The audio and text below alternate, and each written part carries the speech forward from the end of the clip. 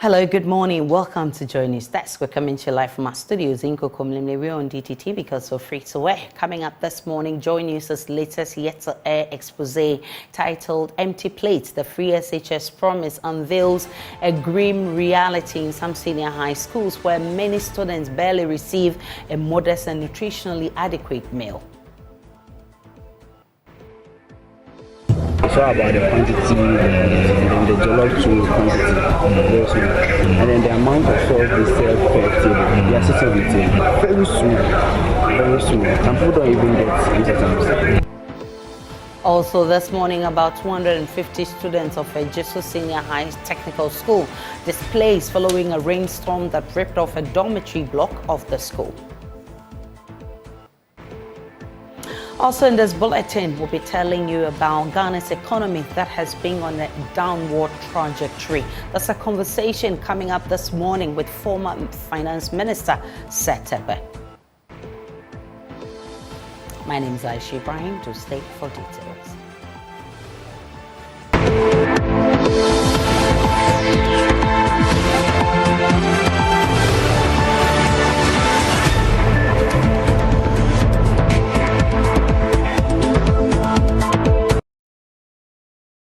Many thanks for choosing us. Let's begin with Ghana's economy that has been on a downward trajectory for some time now. The country's deal with the IMF is expected to help bring fiscal discipline to our financial system and also get the economy to be better.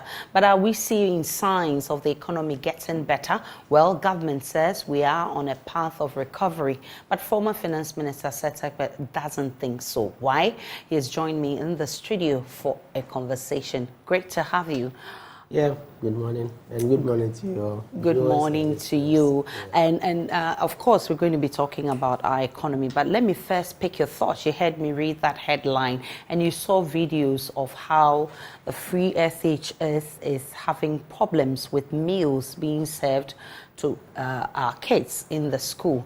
I mean, I'm asking you this because right from the onset, you raised issues of the feasibility or sustainability of this program. Does this come to you as a surprise? Not at all, because immediately they unfettered, free, because we had progressively fee free. So let me be clear about that. But immediately the unfettered free SHS was announced. I took a clear position that it was not fiscally sustainable, and that is knowing the numbers. Education was already taken, the largest of the budgets. We had arrears and others which we were then battling to settle, in addition to the Dumso, debt, silver spine, and others. But even if you took those out, I didn't see how we could bring, all the money that was coming from parents to complement secondary education. How we could substitute that with money from the budgets without borrowing, which was going to be heavy and excessive. And so, I continued tracking, and every year, I made sure, like I do with other indices, I brought out, examples. So for me, the alarm bells was in 2018 or so when we did a bond, either 2018 or 2019. And with most of I believe 2019, when most of the buffers we had left had started to dry out, there was a debate whether we shouldn't use the Heritage Fund, to support free SHS. And I pretend that we were, investing in future, generations, and that's the purpose of the Heritage Fund. Of course, some of us opposed it. That wasn't the purpose of the Heritage Fund. Thank God it was never. But then we went to the bond market, and in the report to Parliament, we were using 2.2 billion Ghana cedis to support free SHS. This was in the bond report. Okay. So the question then is, unless you got revenues, extra revenues going forward, how are you going to be going to the market every year to get 2.2 billion and likely to increase if you want to provide quality food and the rest to support free SHS. So as I continued every year to use the indices to show that it was, sustainable. Initially, it sounded like sour grapes, but I thought, I would, given the position I occupied and what I do, I better just, continue to express my views on it, just like, bearing bailout costs and energy sector costs and things in footnotes and the rest. So I haven't changed my mind, on free SHS. Is it going to get worse if we continue like this? It has gotten worse, and it will get worse because, remember, we are locked out of our own domestic, medium term, that is 3-year bond, 4-year bond market. We've defaulted, we've taken people's savings, we've done haircuts and whatever. And so if revenue was not enough to be sustaining free SHS, and what was sustaining it was borrowing, you are no longer able to borrow domestically, neither are you able to borrow from the external bond market. Then where are you going to get the money to support, the free SHS? And with arrears, from school feeding to all those, it's clearly not sustainable. Then it brings us to the economy generally. Government says that it's getting better. If you listen to the President Akufo-Addo in his last State of the Nation's address to Parliament, he said we are on a good path. But you say that's not the case. Why so? I think that's too quick. Let's look at where the government took us, right? First government to default. We missed default because of HIPIC, debt forgiveness. So we could have learned something from it, which is why we had things like sinking fund and the rest, and say, let's be paying part of our debt. Nobody says you should pay 100%, but for it to be sustainable, you need to be paying something. It was stopped, So we defaulted, the highest, debt to GDP ratio. Inflation, we use Bank of Ghana to finance the budget. Again, you can see where the money, some of the money was going because they were printing money virtually. Even if not, realistically to support the budget. That wasn't sustainable. We saw where it landed us, reduce both domestic and external reserves, for the central bank. Inflation, very high. We nearly missed first time in nearly 40 years, I believe. 40 years, 2023. If you take ERP SAP to be 1983, when ERP SAP, 40 years, we almost went into recession. That's a 40-year record. So I think that before we start talking about we doing well and all that, for a government that held, its predecessor to performance indicators, let's put the indicators in the background. But the reason I say that we should probably make haste slowly is that the criteria for success, and I said this morning in that show, the criteria for measuring performance or success is narrow. We are talking about, if you take debt, we know. Okay, so let me use the two indicators that are the most popular: your budget deficit and your debt, ratio. As I said, we defaulted. So if we are doing well, okay, what shows? If you come to the deficit, the general definition of a deficit is revenue minus total expenditure. And then you get your deficit. So salary minus, expenses, household expenses. The difference is your deficit, for which you go and get, overdraft, you go and get some temporary loan, or if your expenditure includes heavy items, like if you're in a position like a house, furniture, car, the mortgage, adds to it, right? So obviously you are going to pay over a period of time. So when we take interest from that total expenditure, right? Then let me use simple numbers. If your income was 100 and your expenditure was 120, you have a deficit because expenditure is higher of 20. 120 minus 100 is 20. If you take your borrowing cost, interest only, not even the repayment, which is 5 from it, your expenditure becomes 115 and your deficit narrows, right, from 20 to 15. But it doesn't take the interest away, right? Moreover, this is cash in, cash out. But to calculate your real deficit for the household, if you had gone to borrow previously, or if you had even gone, to the market, and so things are tough, for the household today. So can you give us some cassava? Can you give us a few, how come I can pay? Maybe you are trusted. So even we practice credit, right? Right? So if you don't add what you are owing, you're already taking interest for the past loans that you took. And then you are also excluding, the things you bought on credit, right? Which deepens the deficit. That also is out. Okay, that's the deficit side.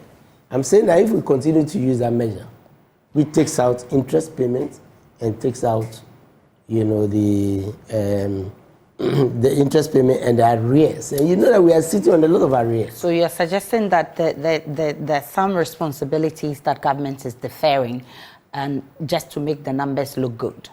Well, to be frank, it is a measure that is used, but it is used mainly by middle income and advanced countries who have very good systems, and have their debt, interest and other things under control. Okay. Because then growth, when you grow, right, then you know that as I grow, I can meet all these things. And so you can use a primary balance.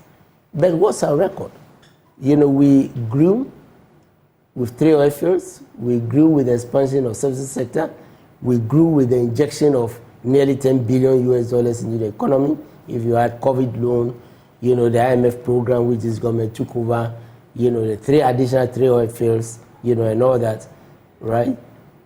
If the primary balance was going to prove right based on growth, Ghana wouldn't be where it is today. So I'm saying that given the record and the fact that we had previously added bailout costs, energy costs in footnotes, we should be careful when we are using such criteria because it doesn't tell the whole picture. And we'll be monitoring it. And in fact, the fund shows both. Even though the fund assesses as on primary balance, it shows a fiscal balance, which includes all of this. So what you're saying is that by the time that we are ready to come out of the IMF deal, is that when these bills will mature? Is that what you're Absolutely. trying to say? You even bring another dimension which I mentioned earlier. Because remember, you are looking good today, you are taking interest out. You are looking good today on the debt side because the debt has been deferred, right? From 2026, they are going to kick in.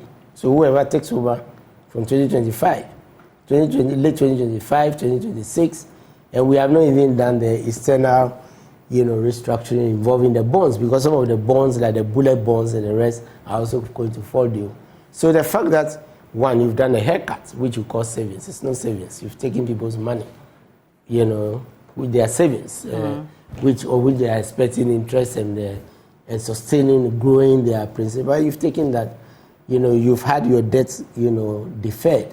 You are asking for the remaining debt to be either deferred or even cancelled, right? Yes, it's going to catch up with us, as we are saying.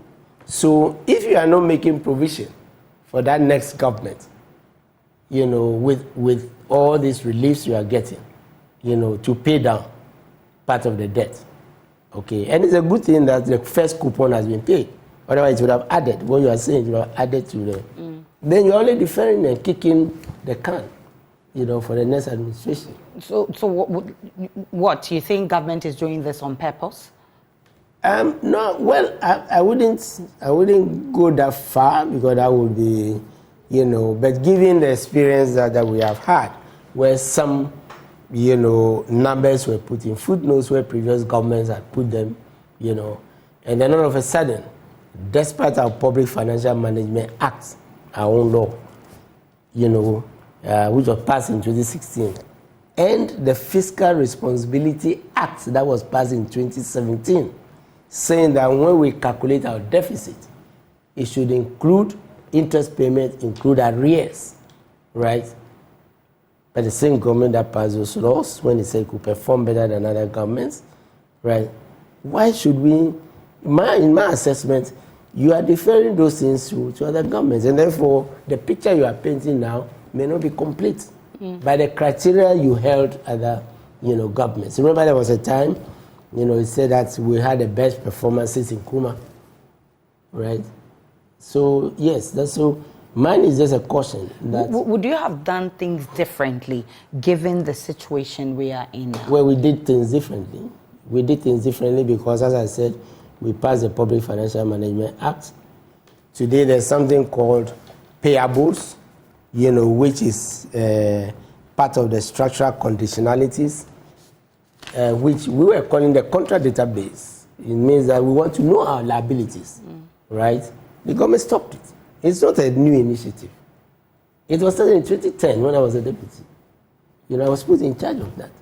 So what we did was to do a census of all contracts that were awarded. If the Minister of Roads brings a certificate for payment and he doesn't give us all the details, we detained it, I called them, and they provided all the information. So we had a best eye view of the contract sum, the arrears, and I know the figures. It was about 13 billion when we left office. With the report that was published because of the IMF program, it's risen to 77 billion. Right? So yes, we took inventory. Why was that not put in the gift list for the past 7 years? And now it has become a conditionality. That's one difference. Second difference is by 2014, and let me use practical, 2014, we had issued some bonds to pay for the DUMSO, arrears, subsidy and arrears. We issued bonds to pay for the single spine, and they were 3-year and 5-year bonds. So if you did them in 2010, 2011, it means that for the 3 years, by 2013, 2014, and in succession, because you did them annually, and then for the even the 5-year, 2010 by 2015, 2016, these were falling due because we were paying only interest. Okay?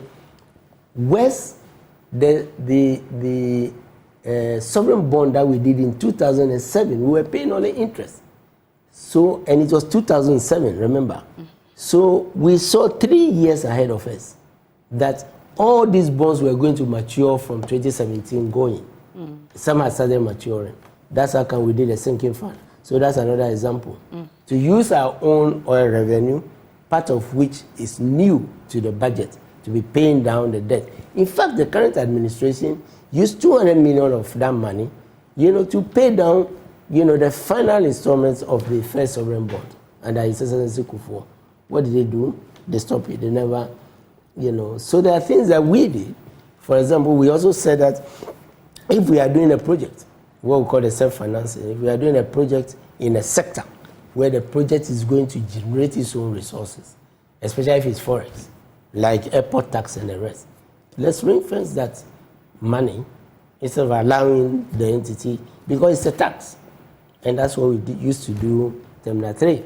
It is the pressure on the central government to rely on taxpayers to finance every, whether commercial or non-commercial, take loans for commercial or non-commercial projects. Those that can pay for themselves have to pay for themselves. Okay. So, Aisha, what I'm saying is that we did things. Under the initiative of His Excellency, President Mahama, and he's promising that we'll continue and probably do more. Looking at how things are right now, how do you intend to turn the economy around in the event that you're given that power in December? The first step is to know what's going on, right? And the second is to see whether what is going to happen, right? Should Ghanaians hand over power to you in 2025, we should know the state of the economy. You may not know it 100%. Are you envisaging some difficulty when power is there will handed be, over? There will be difficulty. Looking at things, the way things have gone. Aisha, there will be difficulty because, as I said, the debt is being deferred into 2025 and 2020, at least most of it from 2026. So 1 year into your administration, the debt which is being deferred, which you are not paying now, you are going to be paying. And it's good to have a clear understanding that this is what's going to happen. And by using the primary balance, it means that there is no effort on the part of the current administration, despite the flows, to start making provision to pay down some of those debts. Of course, I must consider the ones that are in firm agreements, like the coupon that was just paid for the domestic, obviously because of the, you know how it came about, the demonstrations and the rest. You know, the first coupon has been paid, but you know there's a lot of the interest and the rest. So it's by trying to understand what's going on and not taking things on face value, you know, so that we can, you know, advise our candidates about the problem that is going on. Arrears, as I said, you know, from that publication, which was not done from 2013 until 2022. Why? At least it tells us that we know the contract sum in the system. Of course, this is 2022. And we also know that about 32 billion or so of those arrears have been bundled together and added to debt. It doesn't take it away. So you need to know many of these things. You need to read, you know, the fund program, their outcome, the things they are saying, because they have reservations. They are saying, oh yeah, we're doing well. But in some places, you know, they have their reservations. They point to things which are not so good. An example, the delayed tax, domestic tax system that should strengthen. Do you have a plan to deal with this situation if power is given to you? We had a plan, so we are going to even refine it and add new ones. We had a plan. We had plans like what I've mentioned. You know, but things didn't continue from the way you're saying. Didn't continue. Your plan didn't continue. That means you're going to start from zero, ground zero? Not in all cases, because what we know is that the gift base is there, only sometimes it's being, instead of passing all expenditure through it, some of them will not pass through the, you know, but some would have to. For example, we did ICOMS, which is the customs, you know, system, right? It used to be called a single window. You remember West Blue, and that's what ICOMS today, right? That's the customs part of the GRA tax system. Why for 7 years has the domestic one not been done? That is going to be new, because in the fund program, the government asked for a deferral. You know, something for which a tender was prepared and issued and finalized about a year and a half ago, right? Despite the long delay. So yes, Aisha, we know certain things that we were doing, that contract database payables, which I told you. These were initiatives and they were stopped. For those ones who see the condition in which the database is, the condition in which the IT systems and things are, you know, and then, you know, put them on board. For those that were to be implemented, like Gift List Phase 2, to take care of the accounts payable and the rest, those are conditionalities. So some may be continued because they are conditionalities, you know, but it's our program. You know, it's not a fund that forced it. We were also in a program, but those were programs which we were doing under the homegrown policy. All right. And so I'm confident that, you know, I'm not saying it to be easy. Right. So wish you all the best. And that's the former Finance Minister, Seth Terkper, who says that there's a lot wrong with our economy. And he says that when the NDC takes over power, if they win power in 2024, there will be a lot of difficulties to deal with, but he says they have a plan to deal with that. I'm grateful that you came. Let's get on to other stories. It has come to light that numerous students in some schools across the country are grappling with the harsh reality of barely receiving a single plate of nourishing food. This disconcerting scenario is just one facet of the myriad of challenges that has hit the implementation of the free SHS system in the country. In our latest yet to air expose titled Empty Plate, the free SHS Promise, we delve into schools where certain students are struggling to secure even a modest and nutritionally adequate meal. Here are excerpts ahead of the full airing of the documentary. So that they'll give you Gary, don't give you this. They'll give you beans, they don't give you the garri. So a school that is not having even 900 students is supposed to have 3 bags a day to feed 900 students. Every night, these children go to bed burdened with thoughts about what they will eat when they wake up to a new day. It's all about the quantity, and the jollof too quantity, and then the amount of sauce they sell per table. They are sitting with it very soon. Some people don't even get it sometimes. It is no fault of theirs that the government that promised their parents free education is unable to provide enough food to feed their youthful appetites. And sometimes kinky. The kinky they give us stew or sugar with blowfish. Empty plate. The free SHS promise. Coming soon on JoyNews. Meanwhile, the Ministry of Education has released a statement to the press reacting to a trailer of the yet-to-air documentary saying it is open to addressing cases of food shortage on campus. Ahead of airing the documentary titled Empty Plate, the ministry is also revealing that it has deployed a fact-finding mission nationwide to check the status of feeding on campus. And I will share excerpts of that statement with you. Ministry of Education responding to a recent documentary by JoyNews highlighting concerns about poor feeding, embarked on a comprehensive nationwide visitation and monitoring exercise in collaboration with the media. These are the schools visited, and the key findings from the visitation. Schools visited and reports from other schools indicate the maintenance of an adequate stock of food in their storage facilities. There's prompt and up-to-date payment of funds allocated for the purchase of perishable food items to all. It continues to say feedback from heads of schools and students indicates overall satisfaction with the quality and quantity of food being served. And that statement says the ministry is open to remedying any real anomaly found anywhere and reassures parents, students, and the general public of our unwavering commitment to providing adequate, high quality, and timely food supplies to ensure an enhanced free and quality senior high school program. Well, I've been joined via Zoom by Professor of Education Leadership at the University of Cape Coast, Professor George Kweku.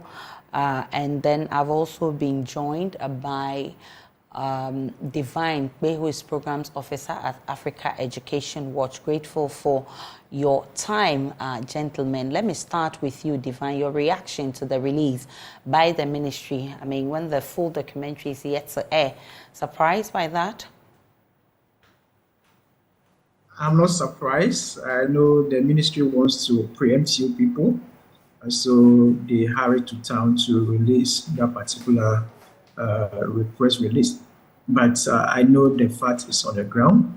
The public knows the fact that there are challenges in our senior high schools when it comes to feeding as far as the quality of food is concerned. So I feel, in honesty, the ministry should have acknowledged the challenges than dismissing the challenges all of a sudden. And I know they have also sent media houses to some of the schools for the students to give good accounts of what they have been fed with. I heard some of the videos like that. I think that's not the best way to address the challenges in our senior high school. Addressing the challenges starts with honest acceptance of the existence of the problems. Otherwise, we cannot find a solution to them. So for me, for the ministry to preempt that the documentary like this is coming up and then quickly rushing to town to release that press release, for me, I don't think it's the best. And people will still watch the video and they'll see for themselves that there's an issue. And even beyond that, parents, they have their walls in the school. They are reporting some of these issues to the media houses. And to us at Africa Education Watch, we continue to receive some of these complaints. Parents have called us several times for us to, as part of our advocacy work, to push for the quality of food should be improved in our schools. And we all know this is not the first time that I've been challenged with our food issues when it comes to the implementation of the free senior high school. Everybody knows that as part of the challenges affecting is the quality of food that children are fed with in the school. So I'm not sure at this point in time we should continue to play the politics around it, but rather be honest with ourselves and try to find solutions. Let me bring in Prof. Odro. Prof, how does the ministry's posture in addressing the challenges plaguing the Free SHS program come across to you? Thank you, Aisha. When I read the ministry's response, I was wondering why a trailer of a yet-to-air documentary should be responded to by the ministry. And one question that came to mind was, what is the ministry smelling? We all know it is a fact, just as my colleague earlier said, that feeding is a challenge in our schools. Some of us are parents, we cater for other family relatives in schools, and we know what's going on. We know that some parents have to go to the extent of contracting some caterers within the school for extra feeding. All these things are there. Perhaps the ministry has responded quickly by supplying food to the schools, and that is why they are coming out with this. But I would have wished that the ministry will wait for the full airing of the documentary for us to see the realities on the ground and then jointly find solution to that. So my response is, I think that this quick response doesn't help matters. For me, it's a damage control initiative, which must not be encouraged. Well, Divine, I know your outfit, the Africa Education Watch, has done a lot of work around this policy. What do you think is what you find in that trailer surprising? Is it the reality? Can you confirm to some of these things? Like I mentioned earlier, it is not surprising that we continue to record instances of challenges in our school. It is never surprising. On a daily basis, literally, we continue to receive complaints. Parents send us videos of how their was being fed in schools. And some of the issues are on our decks. And one of your sister stations, we are even also trying to have a collaboration with them to address some of these issues. So for us, it's not a news. More especially when you look at the budget credibility of the Frisna High School being on average, annual average of 70%. What that means is that on average, our budget execution for the policy is around 70%. When you look at it, when you compare to the amount that is allocated for the policy implementation per year, averagely we do about 70%. And if 70% of the Frisna High School budget is also expended on feeding, and also budget credibility is at 70%, it tells you that government will continue to be in arrears when it comes to feeding. Mind you, government is no longer using the buffer stock for supplying foods to our school. What government is now doing is to use a new entity, Ghana Commodity Exchange. Why is government doing that? Because government is owing buffer stock, and currently it's done about 200 million Ghana cedis. Because government is owing them. Government went, and food suppliers under the buffer stock were not ready to supply because government was owing. Government went in to bring in a new supply through a new window. That's the Ghana Commodity Exchange.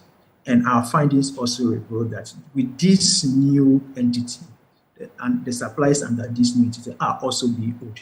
So once the suppliers are continue to be owed, we'll continue to have the challenge at hand. So it is not surprising, not until we improve the budget credibility for the policy implementation, where 70% goes into feeding, we'll continue to have recurrence of this particular issue. And then also not until we are able to, again, decentralize the feeding to the schools to manage. I think we'll continue to record some of these issues. Prof, you're also a parent and also as a professor of educational leadership. What do you think can be done to address challenges of this nature, which is facing a policy like the Free SHS? You see, the Free SHS itself, the implementation itself has created this problem that we are encountering. And then the mode of supplying food items to the schools has also created a challenge. So in reality, the challenge is there. When I read the release from the ministry, there's a portion that says there's they've stocked food in the storage facility. There's enough food. But the question I ask myself, if there is food in the storage facility, has that food reached the students? If it has reached the students, what is the quality of it? What is the quantity of it? Actually, the realities on the ground, from what I have experienced, when I read the release, I contacted one teacher in one of the schools. He burst into laughter, very prolonged laughter, and said, "Prof, you see, our heads fear to speak the truth, but things are not going on well." So the realities on the ground do not actually sit well with the reaction of the ministry. It's a challenge. And as I earlier said, I think it would be very helpful for the ministry to cooperate with Joy News, to listen to the full documentary, and then engage stakeholders in finding out how best the challenge can be resolved. It is a big challenge which we cannot play the ostrich with. This is my view about the whole issue. Well, we'll see how this goes. Definitely that documentary will surely air, and we'll also be monitoring the Education Ministry on how they will resolve these challenges, because parents are unhappy about it. Professor Aju, I'm grateful for your time. He is a professor of education leadership, and Divine Kwe is also with the Africa Education Watch. Grateful that you joined us, gentlemen. Let's get on to other stories. About 250 students of Aju Senior High Technical School have been displaced following a rainstorm that ripped off a dormitory block of the school. The downpour ripped off the roofing of the oldest block of the school, which landed on high-tension cables on the school's main gate. The Krapa MAS JHS and the Jiso experimental schools also had their roofs ripped off. My colleague Ohemen Teria, who visited the school, says authorities have sought temporary shelter in a warehouse for the affected students. It is Sunday, the first Sunday of the month, the day set aside by school authorities of Aju Senior High Technical School to allow parents and guardians to visit their wards. It comes less than 24 hours that rainstorm devastated the school's oldest dormitory block, ripping off the roof. This means students are not only stranded, but the academic work is disrupted. Municipal Chief Executive for Aju, Samuel Odro-Frimpong, who led officials to visit the school, says efforts are being made to resolve the issue of accommodation for students of Aju Senior High Technical School. The sheets fell on the high tension wires.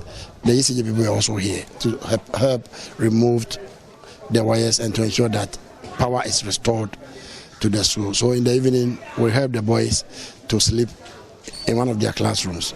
So this morning, together with the presiding member, honorable members, assembly members here, the PTA chairman, I'd already informed my member of parliament, Dr. John Pontiakuma, who tasked that this morning I come with assembly engineers to come and do the proper assessment so that we can get the estimate for bringing back the roofing. But because the boys slept in the classroom yesterday, that was a temporary measure. We needed to get a place for them this morning. Lucky enough for us, PBC, they have some buildings around. So we contacted the regional manager, and he has given us one of the rooms. At the moment, we are doing the cleanup exercise there to make sure that we put the place in shape to transfer all the 150 boys to the place so they can have a place to put their head. Saturday's heavy rainfall did not only affect Aju Senior High Technical School, but also affected Aju Experimental School and that of Krapa MA School. Municipal Chief Executive Samuel Odro-Frimpong tells Joy News the Municipal Assembly is collaborating with the Member of Parliament for the area to find lasting solution to the issue. This is the oldest building so far as the school is concerned. It's been here for almost 80 years. So no wonder it was affected by the rains yesterday. We will rely on the report from the engineers, whether we need to pull down the whole building or just maintain the existing one. So this morning we met the entire student population. We have given them all the needed assurance. There are calls for the school to be closed down temporarily, but Municipal Education Director Kwabena Owusu says school authorities are collaborating with the Municipal Assembly to find an amicable solution to the problem. They are about to vacate for the semester, but you see, unfortunately this happened. I believe if God should have heard our prayer, we should have prayed that this thing should have happened during vacation, but it never happened so. They are about to have their examinations by the end of this semester. Some of them are going to prepare for WASI. They have to be trained, and because of these issues, it's going to affect them a great deal. You see, they have a lot of syllables to go through. I don't think that they have completed all their syllables for the semester. So we believe that we have to, sit down with the head of the institution, discuss about how best we have to vacate very early for them to go to their various homes. Whereas we also look at the structure and try to put them right. From Ejoso, for Joy News, Ohimintewia reporting.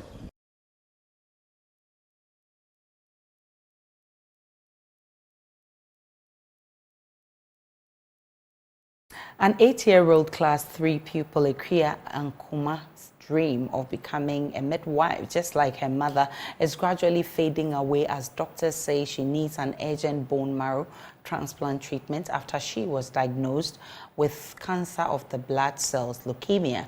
Akuya's mother says the family does not have the resources to raise the $88,000 required for the treatment. She's appealing to benevolent people for support. Maxwell Agbagba has more. 8-year-old Aju lies on a bed at the pediatric oncology unit of the Korle Bu Teaching Hospital. The once active tennis player for her school is unable to move any part of her body. She's weak and the clock continues to tick on her deteriorating health condition. Seated by her side holding her hand is her mother, Sharon Nadu Ankoma. Akuya's mother, a midwife, has been confined to the Korle Bu Teaching Hospital as a result of her daughter's condition. She has been describing the processes leading to Aju being diagnosed with leukemia, cancer of the blood. So she's very active. She's not a sickler. She has never been diagnosed of any previous illness. She does a day in and day out activities normal. But later part in November last year, I realized she gets this temperature which is on and off. It comes and goes, comes and goes. So in December, when she's going to school, sometimes she will refuse actually. Then there are times she'll tell me she will go. Then I also observe that she's having temperature. Then one day I just saw these lymph nodes. There was one here and one just behind the ears. I thought maybe it's one of those things it will go. And later I saw she's having this yellowish discoloration of the eyes. It was very yellow. So when I saw that, when you see this yellow thing, it's either the liver or the kidney which is at stake. So I just took her to the Children's Hospital where we saw the doctor. We did the tests, we ran the full blood counts. But the WBCs were so high, the white blood cells were so high. And she was also having distended abdomen. It was a little bit bigger than the normal. Then the scan proved that the liver is enlarged, the spleen is also enlarged. Then this yellowish discoloration may be as effect of the liver. So we ran series of tests. We even had some to be sent to India for confirmation. We did something they call the flow cytometry, which came and they confessed it's an acute lymphoblastic leukemia. Sharon says the family is in urgent need of $88,000, which is the total cost of medical treatment in India. And I don't know how we are going to raise such an amount. And she is also not going to be fit if the bone marrow transplant is not done. Yes, she is growing weaker and weaker by the day. Here at this ward, I've met Akuya's 19-year-old brother, Edward Ivan Denny Ankoma. He says he's surprised his once active sister is unable to move any part of her body now. He's also appealing for support. No, she's brilliant and active. She's interested in sporting activities. Them support her. They should try their best. So she gets well. We also do our part. Senior resident at the Pediatric Oncology Unit of the Kolebu Teaching Hospital, Michael Akboke, says Ikuya needs an urgent bone marrow transplant. So we have started to treat her as we usually do after confirming the diagnosis, and for some months now it seems the results we're getting is that this type of leukemia is not responding to the regular treatments that we usually offer. So that would mean a more aggressive approach, okay? So that's why we are proposing that as soon as possible, the Kia needs to get bone marrow transplantation to have a chance at cure. So as soon as possible. So what we're doing is to do our bit to keep the cancer cells from continuously multiplying. But the earliest we can get her transplanted, the better. Most cancers in children, unfortunately, we can't pinpoint, unlike in adults where we know if you smoke or you take a lot of alcohol or exposure to lots of things. Yes, those are the things we know. But for children, peculiarly, we don't seem to be able to pinpoint environmental contributors to the cancers. We know, for instance, if the child has been exposed to radiation, so things like X-ray, the tests that we do, or CT scans, if it has been exposed a lot, then there is a risk of her getting leukemias. Or if the mother was exposed during pregnancy, there's also a risk of the child getting leukemias. Sometimes there are some genetic factors that the children are born with that predisposes them to getting this cancer of the blood. We're still live on JoyNews Desk. You can contribute to help 80-year-old Ikuya to have her treatment. No contribution is small. We'll take a break. When we return, we'll bring you business.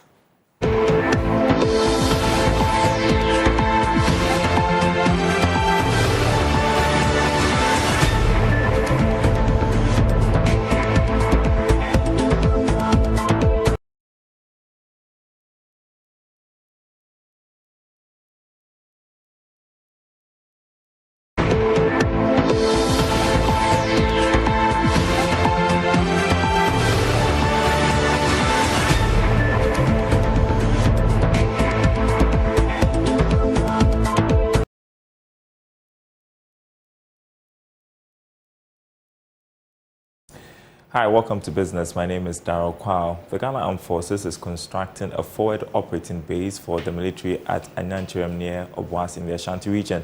The project, expected to be executed within 24 months, will provide offices, medical posts, accommodation for all ranks, a multi-purpose hall, as well as logistic installations. The $6 million project, funded by Anglo Gold Ashanti Obuasi Mine, will contribute to enhancing security in Obuasi and surrounding areas. Here's a report by Clinton Yabua. The Obuasi municipality has in recent times witnessed illegal mining and its associating criminal activities, hampering the operations of businesses and lives. This reason influenced the establishment of a forward operating base in the Obuasi municipality. The project, fully sponsored by Anglo Gold Ashanti, is in sync with the Ghana Armed Forces' decision to establish a forward operating base at several locations across the country to protect Ghana's land borders and ensure the safety of all persons, infrastructure and investments within Ghana. The forward operating base in Obuasi is designed to contain a force element of about half a battalion. The project will have command and control centers, medical aid facilities, helipad, training sheds, recreational areas, an administration block, quartermaster yard and garage, and workshop. Major General Bismarck Kwesi Ongona is the Chief of Army Staff of the Ghana Armed Forces. He indicated the project, which will accommodate 350 military personnel, will deliver timely intelligence, secured communication, and rapid reaction to incidents. It also reflects the concept of whole of society approach which is part of the basic ways by which, as a country, we seek to attain the ends of our National Security Strategy 2020. This forward operating base is but one of several others to be built across the country, mainly along the northern frontiers. The capabilities that the forward operating base will deliver include timely intelligence, secured communications, physical protection, robust deterrence, and rapid reaction to incidents. Acting Managing Director of AngloGold Ashanti, Awe Free, says the forward operating base forms part of its social economic development plan for improving social responsibilities for communities in Ghana. He reiterates the facility will tackle mining crimes affecting the operations of AngloGold Ashanti. Our engagements with the Ghana Army dates to 2030, when military personnel were deployed to the Obuasi mine to support the mine security. At AngloGold Ashanti, we recognize the impact of the safety and the security of the communities on the community's property. Embarked on an ambitious social performance journey with the successful implementation of a 3-year social management plan from 2019 to 2021. Chief Executive for the Obuasi Municipal Assembly, Elijah Adansibona, says the AGA's supported project is fit for purpose. It's a good thing for us because those of us who were born in Obuasi, those of us who are leaders of Obuasi will testify to the fact that if we don't have military or if we don't have security, there's no way AGA can operate well. AngloGold Ashanti recently commissioned a modern district police headquarters in Obuasi and provided vehicles and other logistics for the police to aid their operations. Reporting for JoyNews, Clinton Yabo. Now, business organizations and entrepreneurs have been urged to invest in corporate social responsibility projects as a way of empowering communities that support the operations. According to entrepreneur Nyamize Dime, fostering CSR is critical towards achieving the vision of creating a middle-income economy by 2030. She spoke to Joy Business after a donation to the Nyamidua Children's Home. With social responsibility, according to some business experts, can help businesses better engage with customers. Nyamize Dime said businesses can no longer operate with the sole aim of making profit at the expense of the environment, society, economy, and employees. I think that, when you sow a corn, a kernel of corn, it comes out and it becomes a cob. Imagine the number of kernels that are on a cob, then the whole plant. So it's God's principle in nature is that once you're giving that seed to sow, it must germinate and grow and touch other lives. And so if you're an entrepreneur, yes, you're making money, but that money is not just meant for you and your family, even for your staff. There are so many levels of philanthropist things you can do in your workplace. For instance, can you put a gym in your workplace? There are people who work with you who have hypertension, who have issues. That one thing can save a life. Customer satisfaction and employee retention are said to be the keys to any successful business. And that's it for this segment. The news returns after the break.